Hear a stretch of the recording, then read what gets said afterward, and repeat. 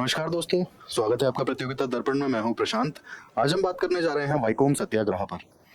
सबसे पहले इसकी न्यूज़ देख लेते हैं। 2024 marks the centenary of the Vaikom Satyagraha. 100 साल पूरे हो रहे हैं 2024 में वाइकोम सत्याग्रह को। केरला और तमिलनाडु मिल के सेलिब्रेशंस को इनॉग्रेट कर रहे हैं।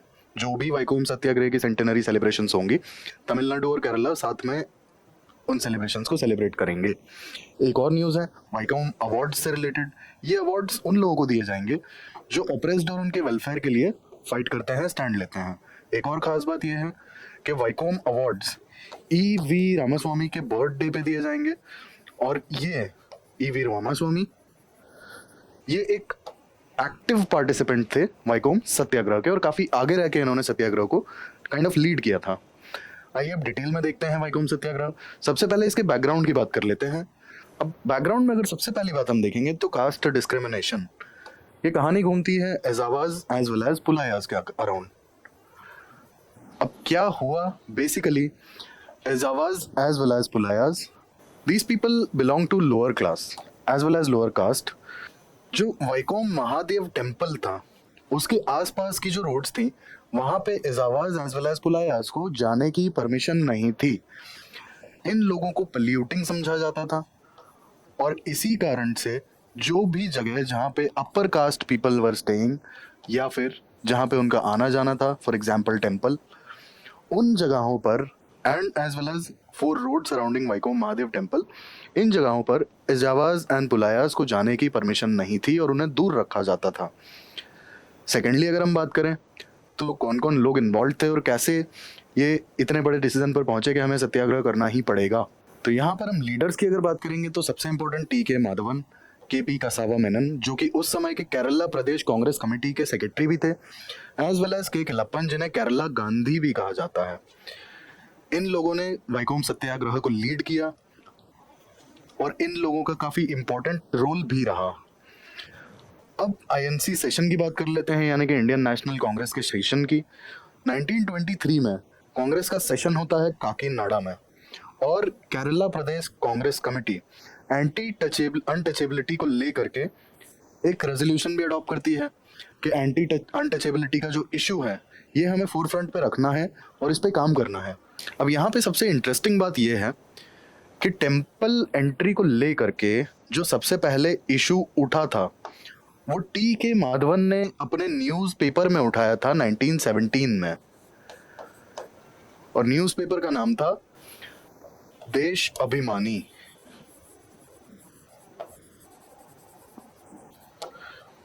तो ये हमने बैकग्राउंड को लेकर के बात की। अब हम देख लेते हैं सत्याग्रह के बारे में। 30 मार्च 1924 को ये सत्याग्रह शुरू होता है। जितने भी सत्याग्रही हैं वो उन सारी रोड्स पर चलना शुरू कर देते हैं जो एजावाज और पुलायाज के लिए बैन होती हैं। ये उन सारी रोड्स पे वॉक करना शुरू कर देते हैं। इस एजिटेशन को जॉर्ज जोसेफ लीड करते हैं, और ये वी रामास्वामी को एक खत भी लिखते हैं इस एजिटेशन को, इस सत्याग्रह को लीड करने के लिए। और वी रामास्वामी उस समय तमिलनाडु प्रदेश कांग्रेस कमेटी के प्रेसिडेंट थे। अब 1925 में महात्मा गांधी वाइकोम में आते हैं, और वो उस समय की ट्रेवनकोर की जो क्वीन है सेतु लक्ष्मी बाई, इनसे मिलते हैं और बातचीत करते हैं।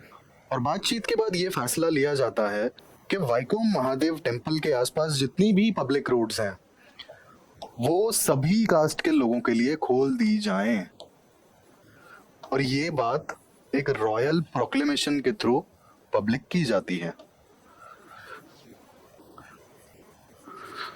तो वाइकोम महादेव टेम्पल के आसपास की जितनी भी रोड्स थी वो सारे कास्ट के सभी लोगों की पब्लिक के लिए खोल दी गई, जो भी पब्लिक रोड्स थी।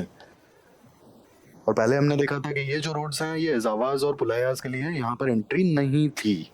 अब इसके बाद वी रामास्वामी यानी कि पेरियार इस मूवमेंट को लीड करते हैं, क्योंकि अभी भी काफ़ी सारी चीज़ें होनी बाकी थी। अब यहाँ पे आगे अगर बात की जाए तो जो आउटकम निकले थे उस समय, क्या क्या हुआ, क्या क्या आउटकम थे, तो सबसे पहले एक कॉम्प्रोमाइज सोल्यूशन निकला। महात्मा गांधी और उस समय के जो ट्रेवनकोर के कमिश्नर थे, पुलिस कमिश्नर। इनके बीच में एक समझौता होता है और महादेव टेम्पल के आसपास की सिर्फ 3 रोड्स को सारी कास्ट के लिए खोला जाता है, सिर्फ 3 रोड्स। और इसी कारण से महात्मा गांधी और ईवी रामास्वामी यानी कि पेरियार के बीच में एक रिफ्ट पैदा हो जाती है, क्योंकि गांधी जी के according Vaikom Satyagraha was a Hindu reformist movement and E V Ramaswamy यानी कि पेरियार के according it was a caste movement, anti untouchability movement. तो ये एक डिफरेंस आता है। इसके बाद 1925 में इस मूवमेंट को विड्रॉ कर लिया जाता है। ये भी एक रीजन होता है Mahatma Gandhi as well as Periyar के बीच में एक रिफ्ट आने का।